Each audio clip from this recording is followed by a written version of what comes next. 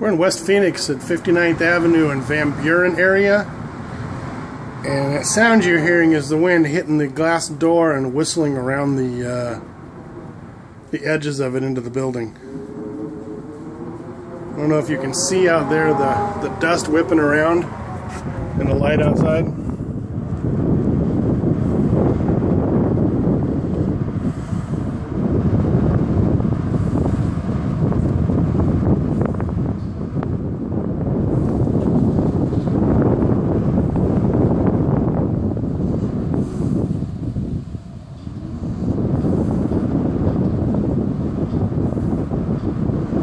Right now we're at about a little over a quarter mile visibility of those lights out there in the background.